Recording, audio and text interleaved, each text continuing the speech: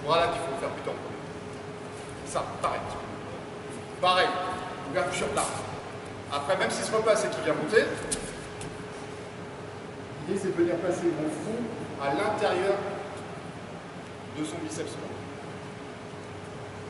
De manière à limiter l'amplitude dans le dos.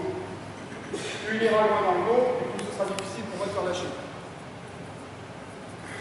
Donc je fais lâcher le point d'appui. Ensuite, il est gaucher, il va venir. Voilà. Volontairement, je mets mon front dans ici. Le fait de mettre ma tête ici, ça limite sa prise de kimono. Elle est là. C'est un truc à construire. Voilà.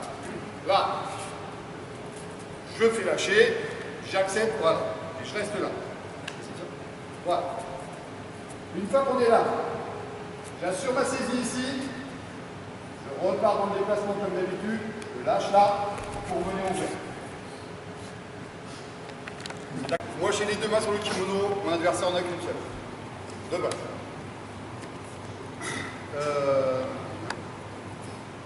L'idée d'être à l'intérieur, c'est là où on a le plus de contrôle par rapport à son adversaire. Ici, c'est pas une faute, c'est plus facile à attraper, mais on a moins de contrôle. Mais c'est pas une faute. Après, à vous de choisir, votre kumikata préférentiel. Il y a aussi les gens qui viennent dans le dos davantage. Peu importe. Ça, c'est vous qui choisissez votre manière de saisie. Ce qui est important, c'est de choper cette manche par rapport à mon adversaire. Le déplacement avant la saisie, ça va être le même, ça va être la même chose, côté manche. Et là, on est en droite-gauche. Voilà. Il vient ici, forcément. Je place à l'intérieur, voilà. Une fois que je suis là, l'idée, ça va être de faire un décalage pour venir attraper la manche. Si je reste face à lui, et que j'essaie d'y aller direct, ça va être facile pour lui d'esquiver, ça va être un jeu, et moi aussi, d'ailleurs, on risque de me faire choper la manche aussi. L'idée, ça va être là. Donc, quand on est ici, petit rappel, quand on est ici, mais à l'intérieur, le revers, c'est au niveau de son cou. Là, c'est trop bas. Là, on n'a pas d'action sur lui. Au niveau de son cou. Là, je peux avoir une réelle impact. Ça, c'est archi important. Donc, une fois qu'on est là, petit geste d'ouverture avec un déplacement pour venir choper la manche. Là, je prends côté. Alors, je vais doucement, c'est j'ouvre, je rapproche, je viens chercher. Le déplacement, c'est des petits pas chassés sur le côté. C'est pas un grand pas ou c'est pas ça. C'est ça, des petits pas chassés. Voilà. Ok, c'est là. Là. Là. On essaie de trouver ce petit temps. Allez. Il peut arriver que le mec en face soit fort aussi à la manche, qu'il ne tombe pas dans le panneau et qu'on n'arrive pas à choper la manche. Voilà. Je pense, et on en parlait à l'instant, en tout cas pour les compétiteurs, moi c'est quelque chose que je retrouve bien souvent, et je me bats au quotidien pour qu'ils arrêtent de faire ça. Bien souvent, ils viennent attraper le deuxième revers. Ils n'arrivent pas à choper la manche, mais ils viennent attraper le deuxième revers. Ça pour moi, c'est une faute. Une faute. Parce que si je suis là, moi si je suis là, peu importe, voilà, même à l'intérieur, je suis à l'extérieur, le mec en face de moi, il vient choper le revers. Il a le tout. Merci, monsieur. On me donne la manche. Là, c'est fini. Du coup, très sincèrement, je pense que venir ici, alors, on a le droit de venir, enfin, on a le droit de venir, c'est pas une faute en soi. Ici, quand on vient ici, c'est pour créer quelque chose derrière, obligatoirement, c'est pas pour rester comme ça. Ici, le bouffe, ça très bien, c'est ici, pour attaquer directement par exemple. Quand je pose ma main au revers, c'est pour créer quelque chose. Il faut qu'il y ait un truc instantané. Si je laisse la possibilité à mon adversaire de s'organiser, c'est fini. Je fais choper la manche, je suis mort. Hein? Si je suis là, plus d'une seconde, c'est fini. Voilà, ça y est. Plus le mec en face, la fille, plus la personne en face sera forte, et moins vous aurez tant de possibilités de saisie ici. Donc du coup, l'attaque, elle doit être instantanée derrière. Ça, c'est une parenthèse.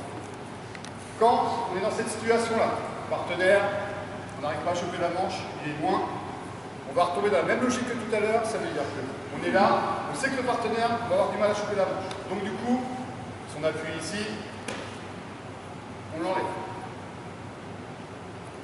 Hein? Ou direct, ça c'est très bien, ça marche très bien. Ou comme tout à l'heure, de toute façon, on fait lâcher. Mais l'idée, c'est d'enlever son appui. Là, moi j'ai mon appui, lui il n'en a pas. 3/4 du temps, il va venir poser un appui. Et là, il me donne un manche. Pousse ici, lâcher. Et je me retrouve encore en situation de prise de manche. Ok? Je répète. Droitier, voilà. Il est là, avant la saisie. Avant la saisie. Ouf! Je viens choper la manche. Il va venir, décalage, lâcher. Voilà. Où il tient déjà. Plutôt que de faire le travail, je sais que ça va être quelque chose de laborieux. Je vais lâcher, j'attends. Je vais attaquer, voilà, il vient. Là, je reprends en position supérieure. Je me fais choper la manche.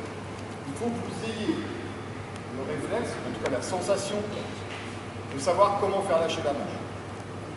Une manche, ça se tient pas n'importe comment, ça ne se fait pas lâcher n'importe comment de la même manière. Il faut que vous lâcher la manche, c'est vers l'ouverture des doigts. J'insiste, vers l'ouverture des doigts. Du coup, il faut que vous ayez la capacité à appréhender la manière dont vous êtes saisi pour être le plus efficace possible. Peu importe. Là, je me fais choper la manche. Là, il tient comme ça. Ici, c'est ici. Là, l'ouverture des doigts, parce que quand je dis ça à des jeunes, bien sûr, mais c'est quoi l'ouverture des doigts? Là, par exemple, c'est ici. L'ouverture des doigts, c'est là. Donc là, il tient, il tient là, mais combien de fois je vois où les mecs ils essaient de faire choper, ils essaient de faire lâcher comme ça. Ça lâchera jamais sur un mec. Là, s'il me tient comme ça, distance, c'est vers l'ouverture des doigts. Vers l'ouverture des doigts. Là, là, ou là. Et en aucun cas, s'il me tient comme ça, c'est là. Là, c'est hein? Et il y a cette présence d'esprit de sentir ça, vraiment. Distance. Voilà. Là, il a trouvé le poignet, c'est vers le bas. Là, c'est ici. Si je me fais choper par-dessus, voilà. Là, évidemment, c'est pas vers le bas. L'idée, ça va être de venir faire une espèce de clé de poignet. Tourner et tirer. De manière à mettre les doigts en tension. Là. Je tire. Je viens à l'intérieur, je repasse pour appuyer sur le poignet. Ok? Là, là. En gros, c'est les deux manières de faire lâcher le cubicateur. D'accord? Il faut tenir et commencer les uchikomi comme ça. Non, si on s'inscrit dans une démarche de compétition, ça doit être allergique. Ça doit être allergique. Donc, on commence. Voilà. Et là, on... Donc, dans tout ce que vous verrez ce matin, c'est pas pour rien en fait. J'aurai toujours la manche à vous. D'abord, c'est un automatisme, mais quand on est encore une fois dans une démarche de compétition, ça me semble super important. Plus le judoka aura des sensations tôt, plus ça deviendra